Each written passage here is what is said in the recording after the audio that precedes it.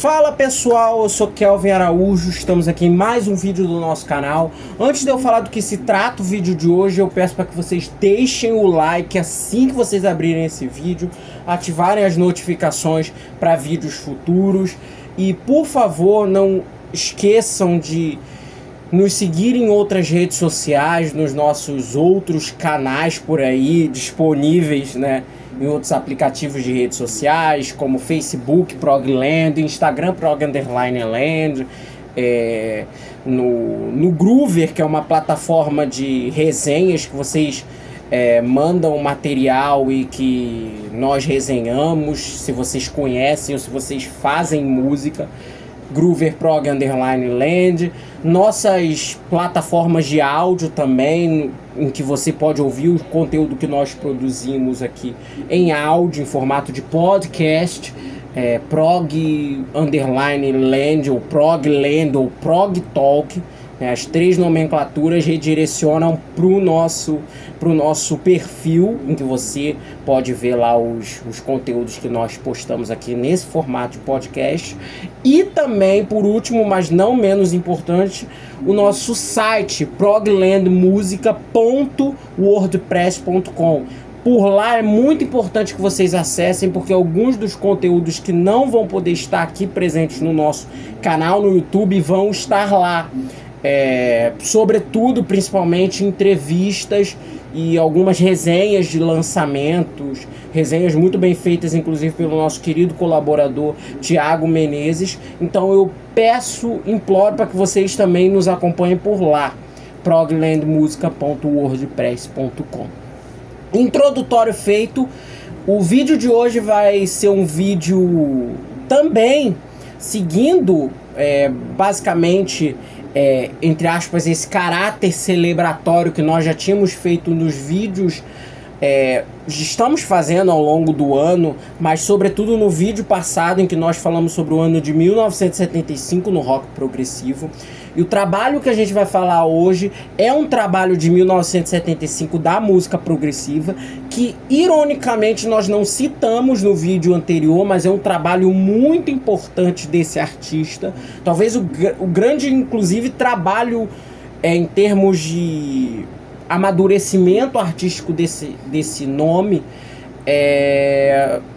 e também um dos discos mais importantes da sua carreira, sem sombra de dúvida, também da safra de 1975. Eu tô falando de Oma Down, do Mike Oldfield, quarto disco lançado ao todo pelo Mike Oldfield, mas o terceiro disco dele de estúdio, depois do Tubular Bells e do Aegis Ride. Antes de eu falar do que se trata, um pouco da história do disco em si, da construção musical desse trabalho, que é um marco da carreira do Oldfield, é basicamente uma separação do Mike Oldfield dos primeiros dois trabalhos dele, principalmente do Tubular Bells, disco que ele ficou muito marcado em 1973, e a gente vai falar um pouco dele no vídeo, porque é importante a gente traçar esse paralelo do início da carreira dele, do estouro do Mike Oldfield, para um momento artístico, para um momento composicional e até pessoal que ele estava vivendo no período de produção e de direcionamento composicional no Oma Down, né? E é um disco que sem sombra de dúvidas representou essa ruptura no sentido de já demonstrar experimentações e quebras no estilo composicional que o Mike Oldfield já estava acostumado a fazer e que a própria Virgin, que era a gravadora dele, esperava dele nessa época. Mas antes de eu falar do que se trata o disco, do seu processo composicional, curiosidades e por aí vai, é imprescindível que nós começássemos e dessa forma nós começaremos o vídeo falando um pouco da própria carreira do Mike Oldfield. Ele, nascido em 1953 em Reading, na Inglaterra, filho de Ray Oldfield e de Maureen Oldfield, sempre, desde muito pequeno, já tinha o seu caminho traçado pela música. Não só, geralmente, comumente, né, se espera que grandes nomes da música tenham as suas carreiras traçadas através dos pais. Não é o caso do Mike Oldfield, mas foi o caso de certa forma, dele nessa família. Porque se a influência musical não veio propriamente dos pais, veio dos seus irmãos mais velhos, que eram muito mais ligados a uma seção artística da família, coordenada por tios do Mike e pelos seus primos. Esses dois irmãos, que são o Terry e a Sally Oldfield, irmãos inclusive mais velhos que o Mike Oldfield, quando ele nasceu em 53 ele era o caçula da família, foram os principais responsáveis por introduzir o Mike à música, né? Ele fala naquela biografia Changeling e já falou em várias entrevistas que o Terry, entre aspas, era o mentor musical dele em muitos períodos da vida dele, artística, discográfica e tudo mais. E a irmã também sempre foi muito parceira, sempre teve uma parceria muito grande entre os três, né? Nos discos do Mike e nas carreiras até do próprio Terry e da própria Sally, que o Mike também fazia pontas com certa frequência. E esses três irmãos, né, tinham uma carreira, tinham uma vertente muito musical forte. Eu falei aqui que o Mike era o mais novo dos três, mas em 1960 ele teve um irmão mais novo, que nasceu da Maureen, só que esse irmão mais novo, que salvo engano se chamava David, né, ele nasceu com síndrome de Down e também com alguns problemas respiratórios que levaram à sua morte prematura, quando ele ainda era muito criança.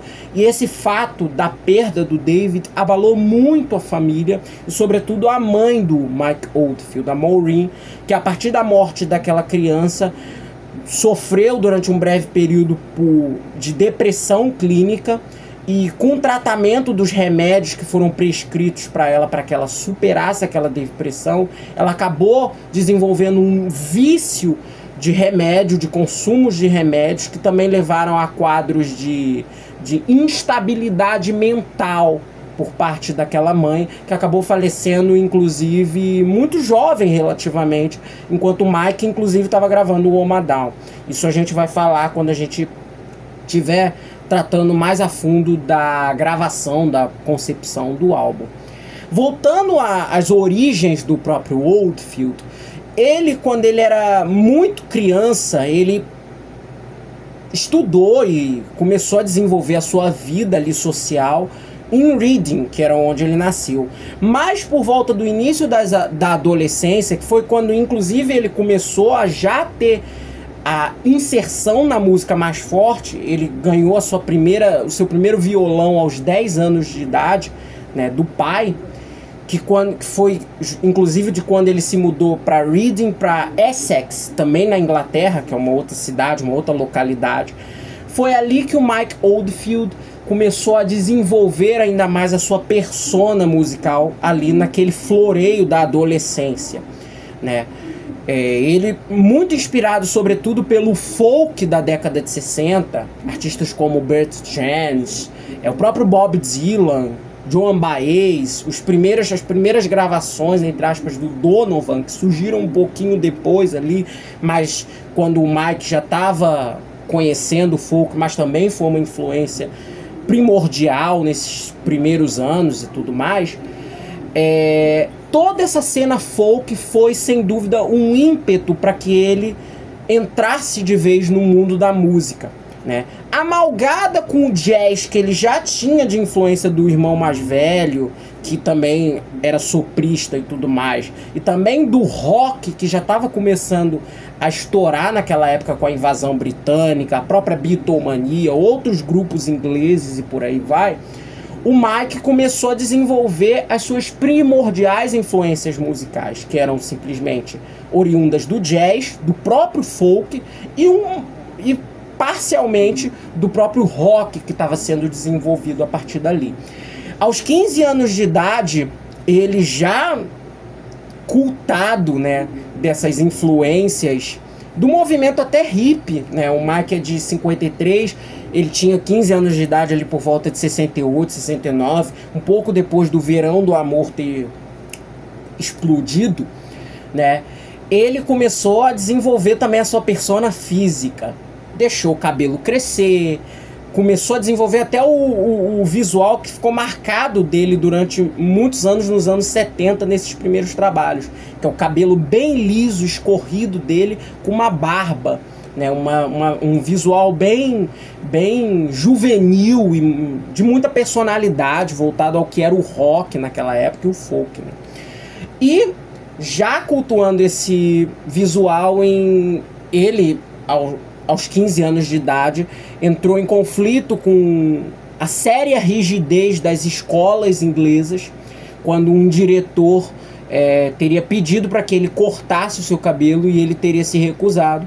A partir dali, o evento foi o ímpeto para que o Mike decidisse abandonar os estudos e se passasse a se dedicar à música full time, né? Inclusive, de início, a família se assustou, mas dado aos laivos que os outros irmãos do próprio Mike tinham versados em música, já era meio que esperado que o próprio Oldfield também se encaminhasse por aquele caminho, entre aspas, das artes e da música.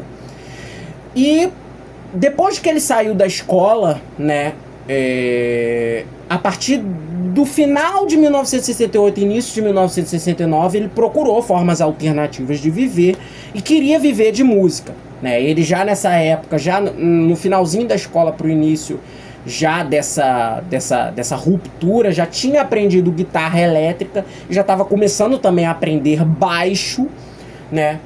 E em 1969 ele procurou a própria irmã Sally Oldfield para formar uma dupla voltada justamente à música folk, que foi o seu gênero mãe, entre aspas, que introduziu ele ao mundo da música, a querer ser músico. E assim foi formado Sally Andy, que é a dupla da Sally com o Mike Oldfield. Eles começaram a tocar em 1969, inicialmente em barzinhos, nas cenas lá dos pubs e etc., ao redor da Inglaterra. Não demorou muito para que aquele grupo já fizesse um burburinho, até porque a cena folk inglesa já estava muito consolidada já naquela época. Nomes como Fairport Convention, Still I Span, por aí vai, e também outros grupos que já estavam nascentes e que fariam muita repercussão, entre aspas, na cena clubber, entre muitas aspas, embora não tenha o sentido da música eletrônica que vocês associam a palavra clubber da época, né? Como Camille, por exemplo, que tem uma veia folk muito latente, né? E era uma das bandas símbolo dessa virada de 1970, de 71, do movimento também freak folk, né? O Sally Yang começou a fazer um burburinho ali e não tardou para que eles assinassem um contrato com a Transatlantic Records após uma série de pequenos shows que eles marcaram em Paris, na França. Eles voltaram lá para Inglaterra e tudo mais e gravaram um disco de estreia deles, um disco muito bacana, embora sofra de uma produção tanto quanto parca, que é o Children of the Sun. E o grupo ele continuou chegando a fazer algumas aparições em rádio e coisas do tipo, e também continuando seus shows habituês durante essa época, até que no início de 1970 eles acabaram se separando e tudo mais, até porque a Sally se sentia mais confortável em trabalhar sozinha, e o Mike Oldfield, durante essa época, ele apresentou e ele apresentaria futuramente alguns quadros de ansiedade mental mesmo, ansiedade psíquica, que foram marcadas durante esses períodos de concepção, inclusive dos 3 primeiros discos e de discos futuros também. E durante essa época ele teve alguns quadros de ansiedade, até por incerteza do futuro na música, de muitas pessoas também, da própria família, até falarem: pô, cara, você abandonou a escola, o que vai ser de você se isso não der certo, e coisas do tipo. Porque afinal de contas o Mike, ele queria viver de música full time, né? E durante esse período, né, que ele estava sofrendo desses dilemas e etc, e procurando, entre aspas, seu lugar no mundo, ele chegou a fazer audições para bandas, né? Como eu já tinha falado, ele já sabia tocar violão, já tocou também guitarra, E também já estava aprendendo a tocar baixo, instrumento que inclusive ele se aperfeiçoou naquele ano de 1969 do folk, né? Uma coisa que as pessoas não compreendem, né? Que o folk ele tem muito da presença do baixo, né? E o folk do Sally Andes também tinha, de certa forma, né? Embora não fosse seu instrumento primordial, né? Mas ele já tinha essa influência do baixo como baixista e chegou a fazer testes para entrar em bandas. Em 1969 ele chegou a fazer teste para entrar no Family, substituindo o Rick Grich, né? Mas ele acabou não dando em nada. Existem boatos de que no início de 1970, pouco antes dele entrar na banda do Kevin Ayers, que a gente já vai falar, ele teria feito testes ou teria sondado a equipe do Jethro Tull para testes para substituir o Glenn Cornick, que era baixista do Tull desde o This Was e estava saindo da banda naquela mesma época antes da entrada do Jeffrey Hammond, né? Mas eu não encontrei nenhuma fonte segura disso. Talvez isso seja verdade ou talvez não, talvez seja simplesmente uma lenda.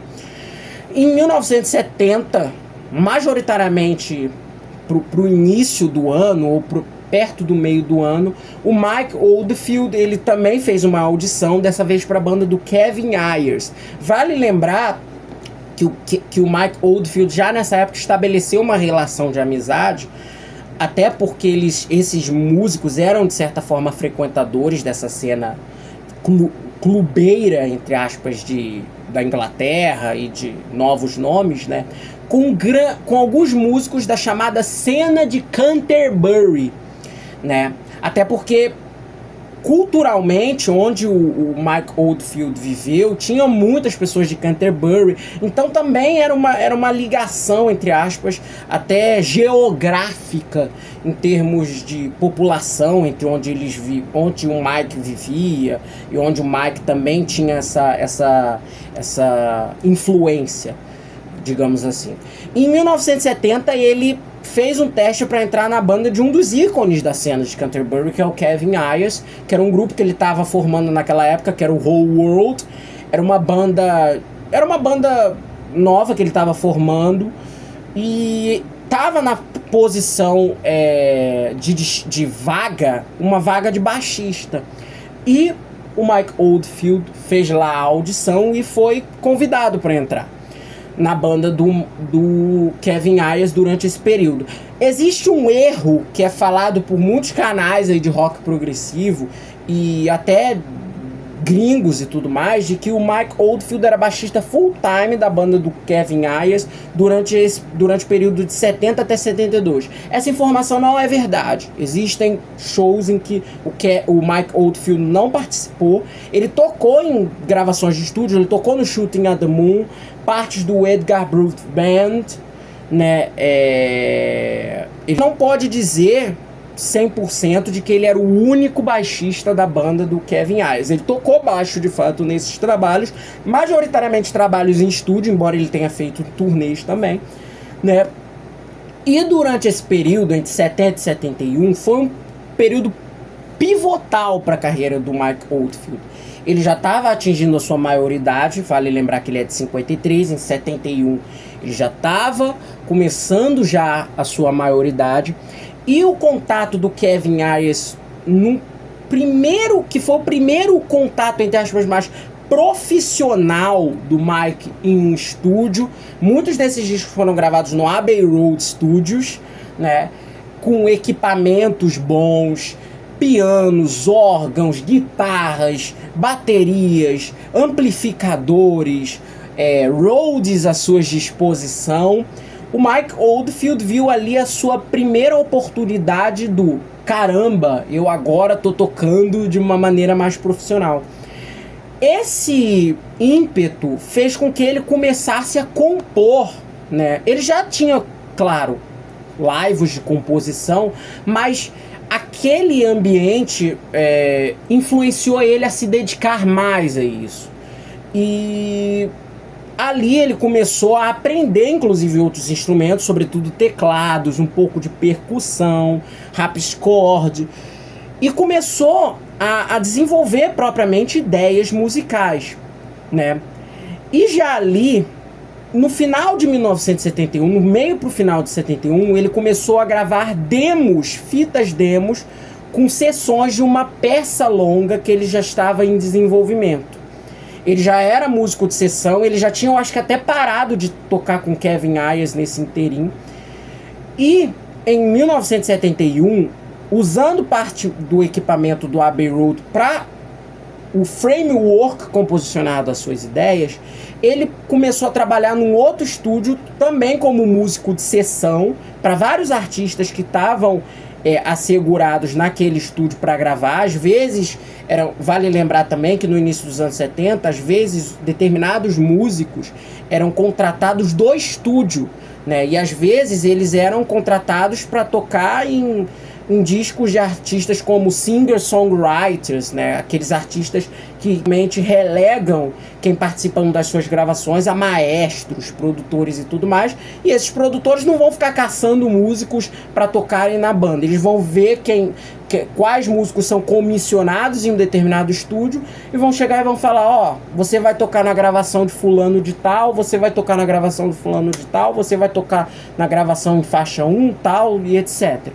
E o Mike Oldfield estava nesse esquema, ele estava inscrito dessa forma e ele começou a trabalhar num estúdio que estava incipiente, estava sendo lançado naquele momento, a gente pode dizer, que era o Manor Studio, em Oxfordshire, também na Inglaterra, que tinha dois caras ali que eram donos desse estúdio, que eram o produtor e engenheiro de som Tom Newman e o empresário Richard Branson.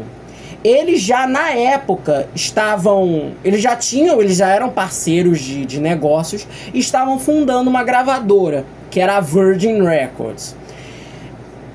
Eles vendo o Mike Oldfield, enquanto eles dois já estavam ali no estúdio vendo as primeiras gravações que eram comissionadas e etc, e geralmente de artistas experimentais, porque nesses primeiros anos da Virgin, o trabalho do grupo, quando eu digo da companhia, né, que eles dois eram negociantes, né, eram voltados majoritariamente a artistas da cena progressiva, da cena experimental e tudo mais. Depois a Virgin se tornou uma gravadora bem pop, até nos anos 80. Mas nesse início não, eles realmente apostavam, que inclusive coaduna com o nome da gravadora, né, Virgin Records, em estilos musicais, propostas musicais virgens, que não tinham espaços em outras gravadoras. Então era uma proposta ser uma gravadora muito única dos artistas e dar espaço a linguagens artísticas e musicais experimentais desde o início, do Richard Branson e por parte do Tom Newman, né? E no final de 71, início de 72, o Mike Oldfield começou a gravar demos lá, né? Demos, inclusive, totalmente autoproduzidas, né? Ele não sabia malemar direito como gravar em cima de fitas, chegou a gravava em fitas caseiras, porque ele não tinha condições, né? Nem dinheiro, vale-se dizer, né? De gravar lá num equipamento mais próprio e melhor do estúdio e tudo mais. E ele começou a gravar essas demos no estúdio. Alguns desses materiais, de vez em quando, o Mike Oldfield trazia para sua casa para ele continuar gravando, fazer partes em cima enquanto ele tocava. E às vezes, determinadas sessões das fitas ele deixava lá no estúdio para o outro dia, numa sessão ou numa pausa de uma sessão que ele estivesse gravando, ele continuar trabalhando naquela peça. Até que um dia o Branson e um outro assistente, né, que era o Simon Hayworth, que viria a produzir o Tubular Bells, ouviram as fitas e falaram: cara, isso aqui é uma coisa que a gente precisa lançar. Eles achavam aquela música muito única. E aquela fita tinha grande parte da melodia de Tubular Bells parte 1. Ele não... É também um erro que muitas pessoas cometem. Dizem que ele já tinha composto tudo, e não tinha. Tá? Essa parte, né, ele já tinha finalizado, entre aspas. Regravou, inclusive, partes dessa Tubular Bells 1. para o disco de 73, né, e refez a segunda parte também. Foi finalizado um pouco tempo depois, inclusive, porque ele também tinha os trabalhos dele de sessão para fazer naquele ano. E também o Mike Oldfield, né, ele sempre fala, e é uma coisa que a gente vai notar também aqui falando do Oma Down, que ele é um compositor que ele não é aquele cara prolífico que escreve 10 ideias num dia. Não, ele mesmo fala que ele é um cara que ele demora a compor, demora a fazer as ideias, demora a jambrar as ideias.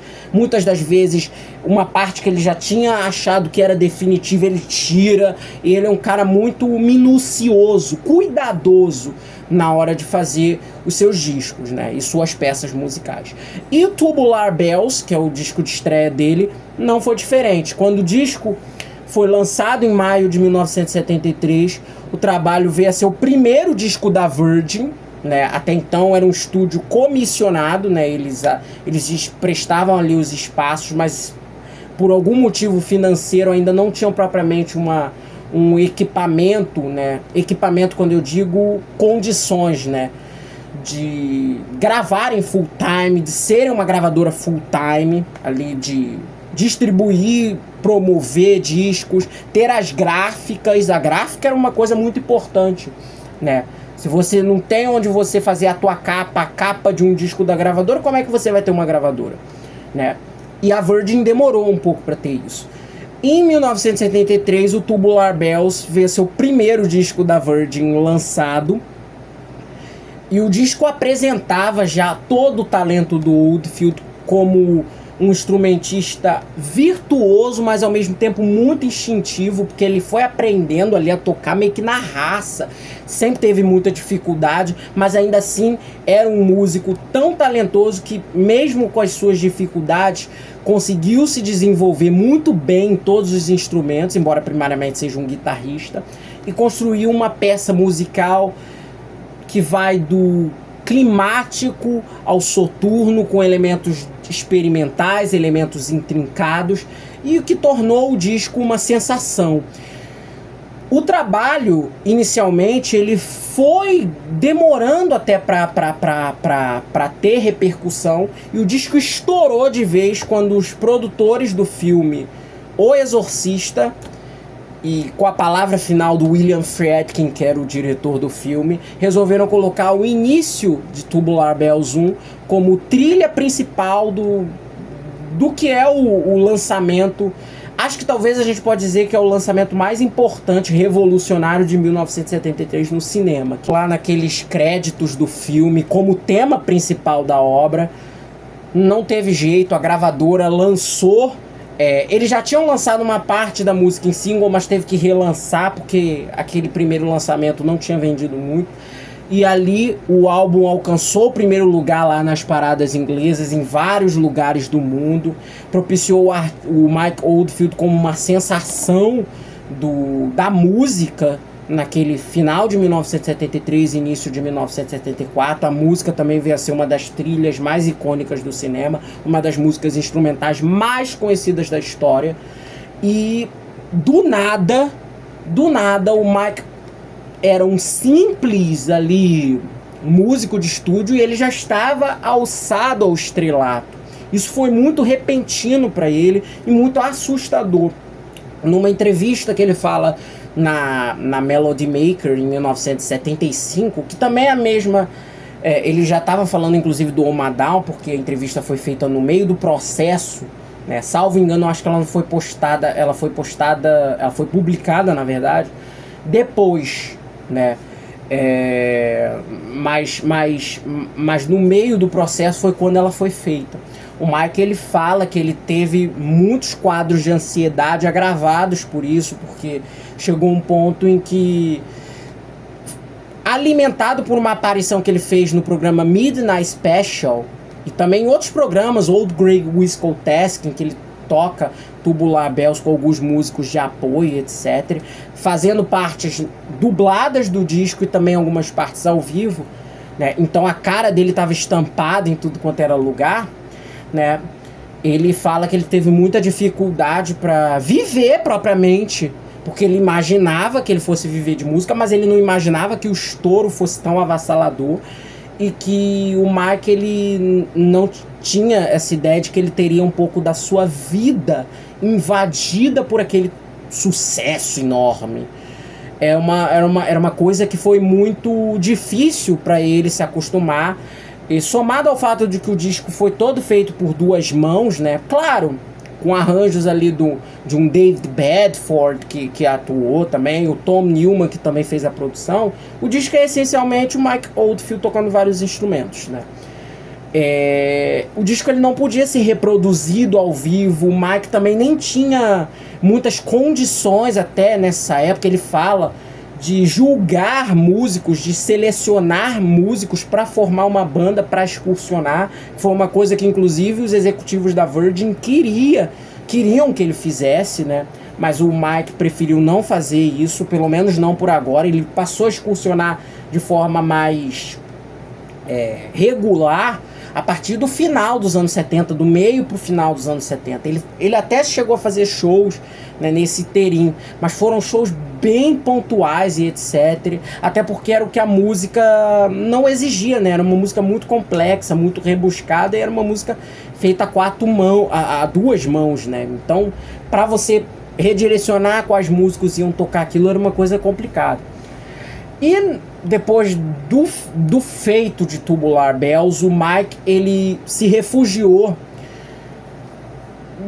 de tudo. Ele quis sair daquela coisa bem inglesa da cidade de onde ele estava e etc. E queria partir para uma paisagem, entre aspas, um campo de gravação mais rural, mais afastado do grande centro urbano onde ele era mais conhecido e tudo mais, para propiciar um ambiente mais relaxante para que ele fizesse a sequência do Tubular Bells, o segundo disco, o famigerado e complicado segundo disco.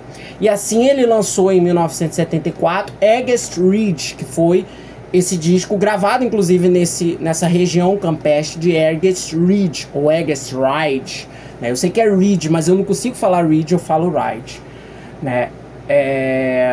E o disco, que ele foi gravado, entre aspas, numa região campestre, que é, entre aspas, na divisa da Inglaterra com o país de Gales, né? Marcou as primeiras experiências do Mike Oldfield já em gravações, entre aspas, caseiras suas, né?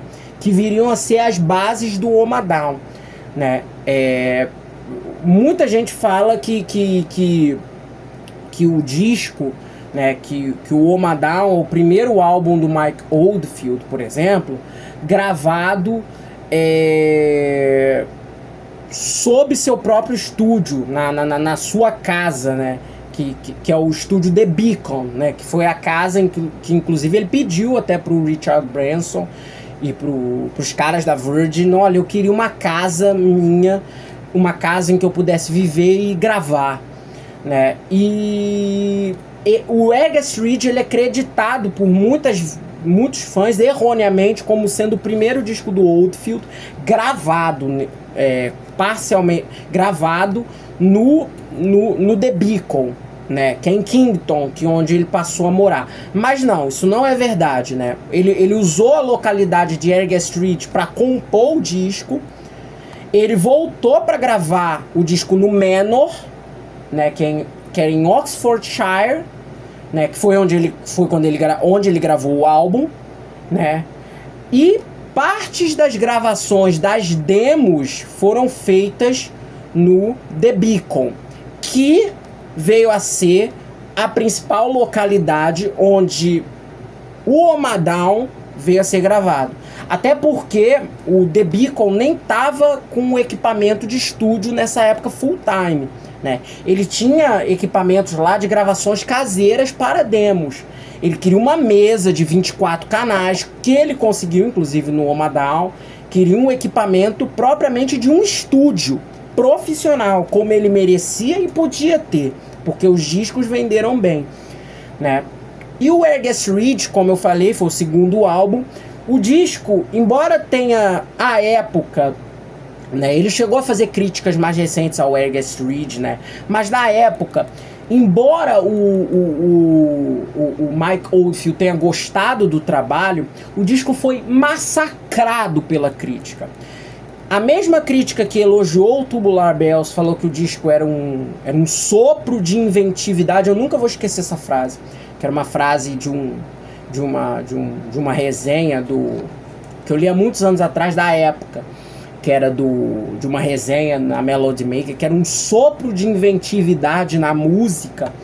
Foi a mesma galera que meteu o pau no August Reed. O disco foi acusado de ser, entre aspas, uma cópia musical do Tubular Bells, e que o disco era de ideias reaproveitadas e, entre aspas, menos inspiradas de uma fonte que era muito melhor em fazer aquilo, que seria o Tubular Bells. Então essa comparação, né, fez com que o disco fosse massacrado pela crítica, embora o disco ainda tenha vendido muito bem, também alcançou o topo das paradas, e veio a ser um disco conhecidíssimo da carreira dele, embora um pouco menos que o Tubular Bells, claro. E com esse lado de ele ter feito uma estreia que foi unanimidade de crítica e público, você teve um segundo disco, que foi um disco artisticamente e comercialmente também bem sucedido, e que também teve, por outro lado, essa crítica pesada, essa negatividade perante o público do o Tubular Bells 2 e o Tubular Bells 2, o Mike Oldfield, no início de 1975, começou as sessões do seu terceiro disco de estúdio, o seu quarto no total, porque ele tinha lançado no início do ano uma versão orquestral gravada ao vivo do Tubular Bells, que era uma versão do David Bedford, né? Muito boa, inclusive. Ele chegou a gravar, só um parênteses aqui pra gente começar a falar do Oma Down, finalmente. Ele chegou a gravar esse ao vivo, né? Com o David Bedford, com vários músicos, com própria participação do Mike Oldfield, etc., e uma orquestra, um ensemble, né? Ele gravou a versão do Tubular Bells, que é uma versão um pouquinho diferente do disco, inclusive eu recomendo que vocês ouçam, uma versão bem bonita, muito boa, Tubular Bells, mais orquestrada e tudo mais, e tem alguns elementos que são ausentes da versão de estúdio, né, por limitações de tempo e etc., que o Mike queria ter posto no disco de 73 e não pôs. E ele gravou o show tocando Tubular Bells e gravou também um show tocando o August Reed inteiro, porque era o disco da época. Eu sou louco, eu já tinha visto resenhas, né? Já tinha visto registros, na verdade, desse show. E eu sou louco pra ver a performance de August Reed, e nunca foi lançada até hoje, né? Espero que lancem isso, porque seria muito bacana, assim. Eu já vi excertos de gravações de August Reed parte 1 desse show, nesse formato, né? Que inclusive teve vários guitarristas. O Steve Hillard tocou em alguns desses shows, que foi uma série de shows, não diria nem que foi turnê. O Steve Hillard tocou em algumas das performances do Fred Frith, do Henry Cole, do Skeleton Crew, do Massacre, Art Beers e por aí vai, tocou também. E o Andy Summers, sim, ele que mais tarde se tornaria guitarrista do The Police, também tocou. Então alternou esses três guitarristas nessas performances, tocando com o Oldfield e com essa orquestra. E em 1975, fechando parênteses, né, desse terceiro disco, em 1975, o Mike Oldfield começou as sessões do seu terceiro disco de estúdio justamente usando essas bases do eu preciso fazer agora um disco que me satisfaça criativamente, artisticamente. É um trabalho que eu consigo os mesmos feitos do Tubular Bells. Eu não posso ser lembrado a vida toda pelo Tubular Bells. E ao mesmo tempo, eu não posso cair na esparrela de ser previsível musicalmente no estilo do Tubular Bells. E nessa forma, com isso em mente, com já as construções do The Beacon começando já finalizando a todo vapor, o Mike Oldfield começou a trabalhar no Oma Down, que veio a ser o seu terceiro disco de estúdio. Esse álbum, ele representa, como eu tinha falado no início do vídeo, um passo adiante na carreira do Mike Oldfield. A gente percebe que aqui ele se distancia, eu percebo um distanciamento dos primeiros discos e um desejo maior que se tornaria mais patente no fim da década e no início dos anos 80, sobretudo, do Mike Oldfield em experimentar diferentes estilos musicais, dentro de uma proposta que ele sabe fazer muito bem. Aqui em especial, no Oma Down, muito da tônica do disco foi inspirada num documentário que o Mike Oldfield viu já no início das sessões, que ele já estava começando a compor, que foi um documentário de música africana, que passou na BBC. E durante boa parte daquele documentário, que era uma coisa até meio National Geographic ou Globo Repórter, como queira, tinha uma parte que, claro, falava da cultura do país, e tinha uma parte que tinha músicos africanos tocando a música tradicional das regiões, de determinadas regiões, dependendo do país em que aquele excerto do documentário falava. O Mike ficou louco com aquilo, falou, tá aí, eu acho que eu preciso sair um pouco dessa veia ocidental e trazer novas influências para o Oma Down, que era um disco que ele, desde quando ele começou a compor, ele tinha em mente que tinha que ser um disco que representasse globalmente todo tipo de música, entre muitas aspas. Né? Não à toa, inclusive, o álbum veio a ser um dos pioneiros da nomenclatura World Music. Né?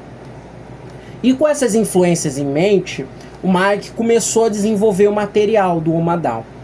Né? Outro, entre aspas, aspecto, fecha aspas, geográfico que fez com que o Mike Oldfield tivesse forte carga musical nesse álbum foram as influências da música gaélica e parte também da música irlandesa. Isso porque na região de Ergast Ridge, onde ele estava, né, tinha muita influência, claro, da população do país de Gales também, que, claro, tem aquela toda influência galesa, né, da música e etc. E também, por sua vez, de uma certa imigrância de pessoas que passaram a viver na Inglaterra ou de que tem forte família irlandesa ali na região. Então, ele de vez em quando ele até fala isso. Salvo engano, eu acho que tem esse relato na Changeling, que é a autobiografia dele, que determinados dias ele ia passear e algo do tipo, e ele ouvia algumas pessoas no campo, assim, em determinadas partes, tocando música tradicional gaélica, numa gaita de fole. Às vezes eles tocavam algumas músicas também irlandesas, e isso foi uma influência muito forte pro Mike Oldfield também compor melodias e pensar em melodias, porque, querendo ou não, a gente que é brasileiro, a gente às vezes não tem muito essa noção, mas as músicas irlandesas, né, você pega uma She Moves Through the Fair ou qualquer coisa do tipo, né, aquilo tem um som muito próprio, que é o som irlandês. E quando eu falo irlandês, eu tô falando da sequência das harmonias, da nota, das linhas, entre aspas, vocais, das linhas instrumentais. Então aquilo é muito próprio, é uma coisa quase que inimitável, né? Então essa influência também é muito presente no próprio álbum. Inclusive o Terry Oldfield, que é o irmão dele, participa tocando a própria gaita de fole em alguns momentos e etc, e instrumentos subjacentes de sopro. E essa influência foi muito patente, claro, na feitura do Oma Down, que foi distribuída em várias sessões, né? O disco ele começou a ser gravado no fim de janeiro e teve as suas gravações finais até os overdubs finais foram gravados em agosto de 75, embora a primeira semana de setembro de 75 tenha algumas gravações extras que o Mike Oldfield fez lá. Como eu falei, ele é um compositor meio chato com as obras dele, o que também influenciou nesse tempo mais demorado da gravação. Particularmente, a gravação do Oma Down para o Mike Oldfield foi muito difícil por alguns motivos, claro. E o principal, como eu tinha falado anteriormente no vídeo, foi o falecimento, claro, da sua mãe. Ela faleceu no início do processo de gravação, do processo de composição, inclusive. E o Mike, ele teve essa dificuldade, entre aspas, adicional, porque além de viver o luto de toda aquela situação, ele estava tentando começar um novo projeto, um novo álbum, uma nova composição, e ainda mais com aquelas bases, né, de pensamento de eu preciso me livrar desse fardo de ser o One Hit Wonder, né? E isso tudo impactou também na demora da composição do Oma Down. Ele inclusive fala na própria Changeling, que é a autobiografia dele, em diversas ocasiões, inclusive nessa própria entrevista da Melody Maker, que foi um período muito difícil para ele, que no processo de feitura do álbum ele teve muito conforto em fazer aquela música como um escape pro luto, né? Porque aquilo ali ele precisava trabalhar, precisava se ocupar em alguma coisa para não lidar com o problema de ter perdido a mãe e tudo mais, e ainda mais nas circunstâncias que aconteceram. A mãe já estava mentalmente não sã há muito tempo, e foi uma das dificuldades mais patentes na feitura do álbum. Outra também que teve que contribuiu com esse estado de maior cuidado, de demora, entre aspas, na feitura do Oma Down, foi um fato, na verdade, um pouco tanto quanto curioso, porque no início das gravações o Mike Oldfield ia fazendo as ideias, ia tendo as ideias e tudo mais, ia gravando os overdubs dos instrumentais nas backing tracks, né? Porque o que acontece? O disco ele teve duas frentes de gravação. No estúdio caseiro da própria casa dele, que era o Beacon, em Kingston, e também partes adicionais de overdubs de sopros, flautas, entre aspas, e sopros tanto da gaita de fole, de instrumentos irlandeses, como instrumentos inclusive africanos, né, foram gravados, incluindo também percussões, foram gravados no D menor, né, no próprio estúdio em menor, que era o estúdio que ele tinha gravado os dois discos anteriores. E conforme ele ia finalizando cada sessão de música, né, porque a peça Oma Down é uma música de 36 minutos dividida em dois lados do vinil, uma peça única, né, e conforme ele ia fazendo as sessões e levando para o estúdio as gravações que ele queria que tivessem determinados overdubs de determinados instrumentos, ele ia cada vez adicionando mais e mais coisas nas gravações caseiras. E chegou um ponto durante o período de gravação do Oma Down em que as fitas masters, uma das fitas masters, né, porque ele tinha gravado duas fitas masters com a peça inteira, de dois takes diferentes, né, começou a soltar óxido e começou a se desfazer literalmente a fita, porque ele tinha gravado, provavelmente ele devia estar gravando numa fita de menor qualidade ou qualquer coisa do tipo, e ele tinha colocado overdubs demais de instrumentos em cima daquela fita, mais do que ela suportaria, e isso resultou com que a fita fosse se desfazendo, e foi um desespero pro próprio Mike Oldfield, porque essa fita começou a se desfazer no estágio já avançado do disco, né? E com essa parte sendo desfeita, partes da música do Oma Down começaram a se desfazer, assim, em termos de sonoridade. Algumas partes começaram a ficar fora do tom, porque a fita foi perdendo o material mesmo de feitura. Então, como ela foi perdendo material de feitura, isso afeta o tom, a variação de determinados instrumentos naquela gravação master, né? E isso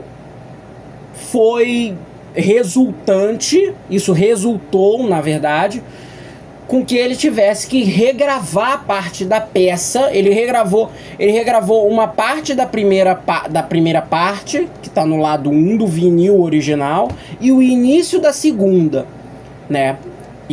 Mas foi uma parte substancial, porque ele já tinha gravado vários instrumentos e tudo mais, teve que refazer os overdubs e etc. Há alguns anos atrás,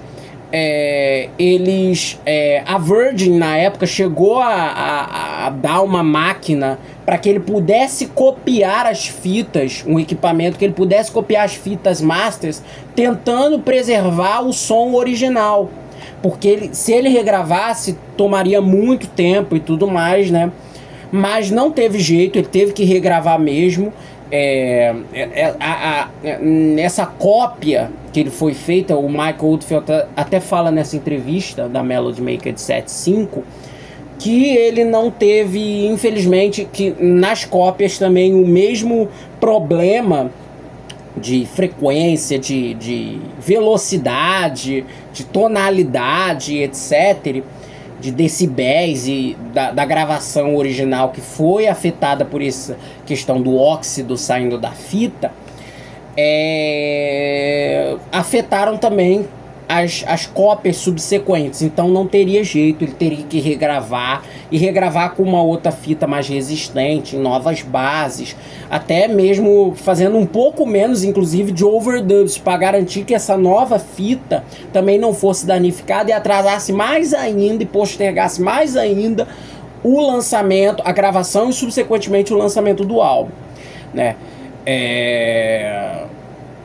Ele, inclusive, mas o Mike, ele até fala que, teve um trabalho e tudo mais, mas que no frigir dos ovos, essa nova tentativa de gravação não tomou muito tempo dele, porque ele já conhecia muito intimamente os overdubs e os arranjos orquestrais da peça Oma Down. Então, entre aspas, os takes que ficaram de fora meio que serviram como um ensaio para ele já, numa regravação, tocar a peça de uma maneira muito mais certeira, objetiva, que não tomasse tanto tempo quanto tomou com ele fazendo ela. Em 2010 saiu um relançamento do álbum com alguns takes dessa versão inicial que eles conseguiram consertar. Eu não sei se por pós-produção na década de 2000 ou algo do tipo. E numa versão remasterizada de 2010, remixada, de relançamento do álbum, de 35 anos do lançamento, tem a versão Oma Down Lost Version. Não é confirmado isso, né? Mas algumas fontes dizem que o Mike Oldfield conseguiu já nos anos 70, no final dos anos 70, depois do lançamento do álbum, entre aspas, consertar essa master inicial que ele não conseguiu na época, né? Então, digamos que essa versão, entre aspas, conseguiu ser resgatada, entre muitas aspas, já nos anos 70, mas isso eu não encontrei informações que corroborassem essa versão. Então, fica, de qualquer forma, o registro que vocês ouçam, se vocês puderem, a versão remasterizada, remixada, relançada do disco de 2010. O disco, como eu falei pra vocês, musicalmente a suíte Oma Down, ela é formada... Suíte não, peça longa, né? Porque ela não é dividida em movimentos, né? Pelo menos não estruturais, nomeados no vinil, né? Embora a música tenha diferentes movimentos em si dentro da sua estrutura, né? Essa música, uma coisa que sempre me chamou a atenção nesse trabalho foi que eu percebo que o Mike Oldfield, ele abandonou muito da estética progressiva mais tradicional dos discos anteriores, e aqui eu percebo ele abraçando um tipo de som muito mais bucólico, mais experimental também. Há muitos elementos do regionalismo, claro, como eu falei, sobretudo do lado irlandês e do lado africano. A simbiose desses dois extremos forma uma música sutilmente complexa, mas uma música um tanto textural até, eu diria, em feituras orquestrais e coisas do tipo. A gente percebe que há um Mike Oldfield, eu ia falar Mike Rutherford, a gente percebe que há um Mike Oldfield muito remanescente ainda dos dois primeiros discos, mas como eu falei, já é um trabalho de transição. Acredito que aqui, talvez até por esse elemento mais regionalista que ele já estava tentando imprimir, e com essa atmosfera um pouco mais até de banda, até eu diria, né? Eu acho que dos três primeiros álbuns, eu acho que o Omadhaun é um disco muito visceral, entre aspas, em ser tocado como uma banda, né? A gente ouve o disco, parece mais uma coisa de banda do que necessariamente os discos anteriores, que você percebe que são trabalhos muito mais voltados a um cara fazendo tudo, né? E isso é mérito do próprio Mike Oldfield, que fez muito bem os overdubs da peça e algo do tipo. E eu acredito também que musicalmente o álbum ele orna muito bem esses elementos da coisa mais europeia possível nas influências irlandesas e nas influências galesas do disco, com, claro, essas nuances percussionistas da África e também do próprio som, dos sopros, numa abordagem musical que soa instigante musicalmente, um tanto cinematográfica, mas ainda assim de uma beleza muito singela e ao mesmo tempo tocante ao ouvinte. Eu diria que talvez por isso ele é um dos meus álbuns favoritos do Mike Oldfield, né? Influência irlandesa, gaélica. O título do álbum, Omadhaun, que inclusive foi um título que esteve ausente durante boa parte do projeto, né? Ele chegou a nomear aquela nova peça de várias formas, né? De Gaelic African Skies, que foi um título de trabalho que ele estava fazendo na peça enquanto ele estava desenvolvendo, e durante um período substancial da concepção da gravação, a peça se chamaria Amadan, que em irlandês é uma palavra que significa tolo, idiota. E aí eu já faço o link do porquê o disco se chama Omadhaun, que é uma palavra fictícia, mas que é basicamente homófona de Amadan. E aí entra a colaboração de uma compositora, de uma produtora que estava trabalhando com o Mike Oldfield na época, no disco, que era Clodagh Simmons. Ela é uma musicista, cantora, compositora irlandesa. Ela era muito amiga do Mike Oldfield, ela já conheceu ele um pouco antes do processo de início de composição do Angus Reid, né? E durante um dia no estúdio, o Mike Oldfield resolveu colocar letras ali na peça que ele estava fazendo. Pelo menos algumas poucas letras e tudo mais.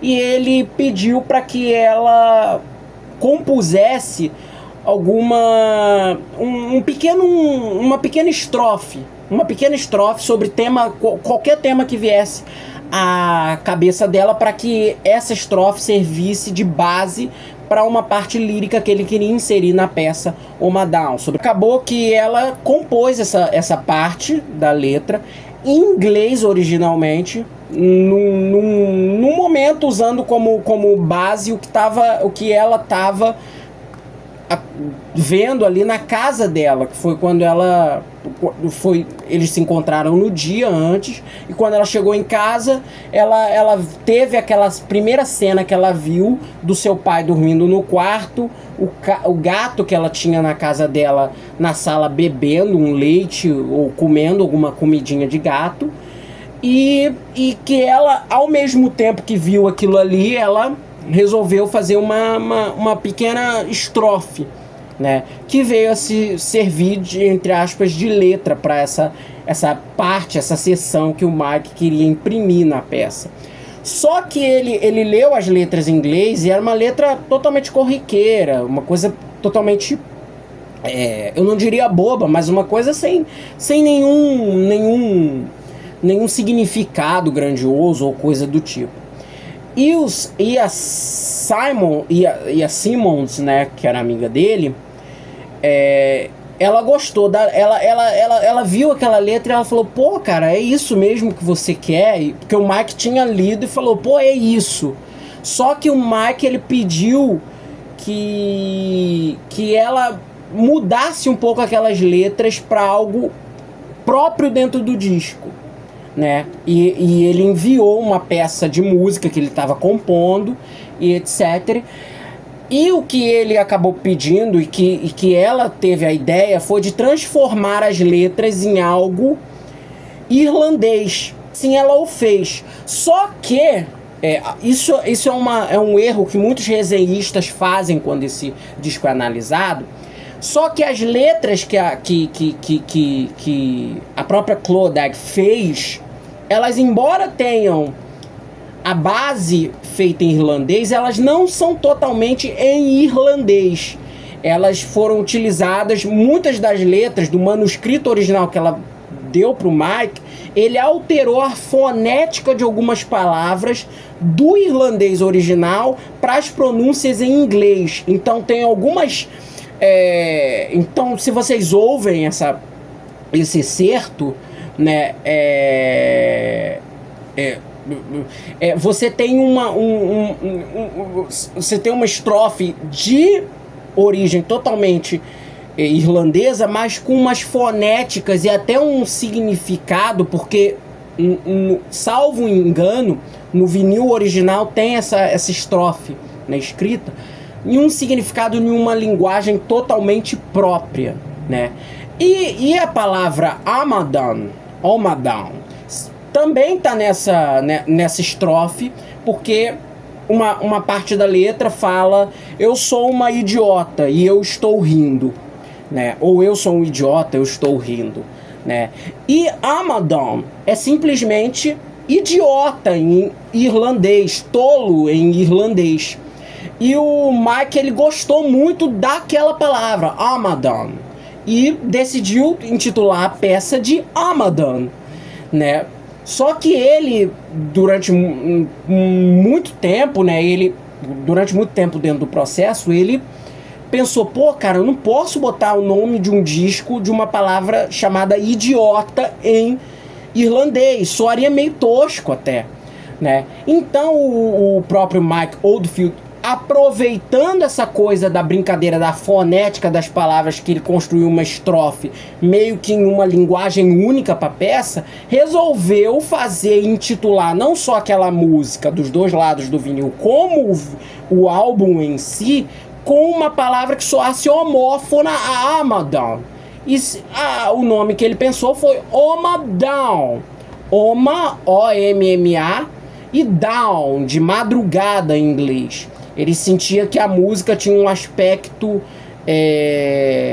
meio noturno e meio, entre aspas, que na sua cabeça era uma transição entre o lado gélido de uma noite e a beleza e a quentura, entre aspas, a claridade de um amanhecer, né? Então, por isso foi escolhido esse nome, Omadown. Durante a época, né, o Mike, ele negou durante muitos anos que o título viesse de Amadan, né, em irlandês, Ele falou que o Oma Down foi uma palavra que ele inventou lá pro disco e tudo mais, pra peça. Mas ele admitiu isso na própria autobiografia dele. E em entrevistas mais recentes ele já admite realmente que aquilo ali foi um homófono que ele fez pra palavra Amadão, que significa nada mais nada menos que idiota ou tolo. Musicalmente o disco tem muitas participações boas, de peso até, de músicos tradicionais africanos, inclusive eles fazem o que é acreditado no disco como African Drums, né, percussões e tudo mais locais. Alguns desses músicos, inclusive, já tinham trabalhado na Inglaterra e tudo mais, e eram já relacionados a alguns nomes da própria Virgin, então não foi tão difícil deles simplesmente, pegarem pessoas do mundo inteiro só para fazer as audições para o disco do Mike Oldfield, né? E também, claro, nomes que já colaboraram com ele, com o Oldfield em discos anteriores e colaborariam futuramente. O próprio David Strange no violoncelo, um dos violoncelistas mais conhecidos da Inglaterra e etc. Ele trabalhou com muita gente, muita gente.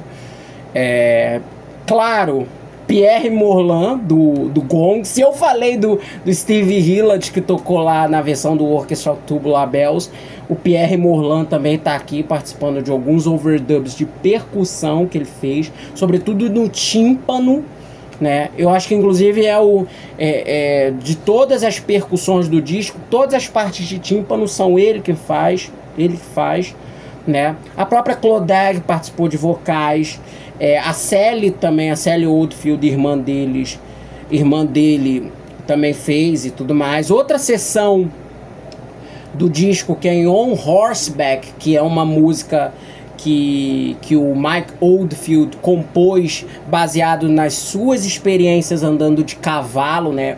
Música que eu digo, gente, é uma sessão do movimento, da suíte, tá? Só para deixar clara a nomenclatura aqui, para vocês não se confundirem e achar que essa é uma música à parte de Oma Down, né? Que é On Horseback, que é uma música que ele fez baseado nessas experiências e tudo mais dele andando de cavalo em Ergast Ridge e tudo mais, e vendo outras pessoas também andando. Tem a participação de um coral infantil, infanto-juvenil também que participa. O Paddy Moloney, que é um músico irlandês, também participa tocando gaita de fole no disco. E é um trabalho que eu acho muito bonito. Eu acho que é um disco que durante muito tempo, né, é uma obra que ficou um pouco obscurecida da carreira do Mike Oldfield. Muita gente lembra da época lá do Crisis, do KH2, dos dois primeiros discos, mas o Oma Down é um disco que pra mim representa a ponte entre o Mike Oldfield, entre aspas, das suas primeiras experiências para o Mike Oldfield mais livre, mais experimental dos anos seguintes. Foi para mim é um disco de ruptura da carreira dele, e isso se verteu comercialmente, né? O Oma Down, ele alcançou o quarto lugar da parada inglesa no auge, né? Foi a posição mais alta. Os dois primeiros discos alcançaram o primeiro lugar. Aqui já deu uma caída, fruto da experimentalidade do projeto, né? Número 75 no Canadá. O disco ele chegou ao top 20 de alguns países. Na Irlanda, um dos países, entre aspas, homenageados no disco, né? O álbum chegou à 17ª posição. E na Alemanha o disco também chegou no 9º lugar. E na Billboard americana, onde o Mike Oldfield já era uma figura conhecida até por Tubular Bells, o disco chegou numa posição bem complicada, que foi 146 no top 200, claro. O que mostra com que o trabalho não mesclou necessariamente a acessibilidade, mas artisticamente é um dos discos mais brilhantes da sua geração, um dos discos mais brilhantes do próprio Mike Oldfield, que inclusive rendeu uma sequência que é até o momento o seu último disco, né? O Mike atualmente está aposentado, por declarações dele. Foi o Return to Omadown, de 2017, que é um disco que volta à estética e volta ao conceito musical do Omadown, né? Inclusive alguns músicos que participam do disco de 75 voltam para esse disco de 2017. O Mike Oldfield também chegou a reescutar gravações, outtakes assim, de ideias que ele fez em 1975 e que não pararam no vinil original, para expandi-las para novas faixas nesse lançamento de 2017. Muito legal, é um dos discos mais legais deles. Eu gosto muito que depois de... ele foi fazendo sequências, né, musicais, né? E a sequência do Omadown é uma das sequências mais bonitas que eu já vi, assim, nos últimos anos, né? Contando com várias regravações, entre aspas, reboot de discos clássicos dos anos 70 regravados. O Camel regravou lá o Snow Goose, o Rick Wakeman fez continuação de tudo, do Viagem ao Centro da Terra, o Henrique VIII teve continuação, o Rei Arthur teve continuação. E o Mike Oldfield também fez o Tubular Bells várias vezes. Outros discos dele também ganharam continuações, algumas oficiais, outras não oficiais, né? E é um disco que perdura como um trabalho importante da música progressiva, da estética progressiva, de mesclar essas distintas influências. É um trabalho duradouro, de muita beleza sonora, de um lado atmosférico guiado a um experimentalismo bucólico e ao mesmo tempo majestoso, orquestral e muito bem servido de passagens instrumentais que ornam melodia, virtuosismo e texturalidade entre música, improvisação e composição. Esse foi o vídeo que a gente fez contando um pouco da história do Omadown, contando a história, o legado desse álbum, um pouco da curiosidade de todo o processo, um pouco da carreira do próprio Mike Oldfield. Enfim, digam aí o que vocês acham. Eu espero que vocês tenham curtido o vídeo. Não esqueçam de deixar like, ativar sininho, deixar todos os conteúdos lá de seguir a gente nas nossas redes, recomendar isso aqui para quem mais vocês puderem, quiserem recomendar. É isso, até o próximo vídeo do canal, tchau, tchau.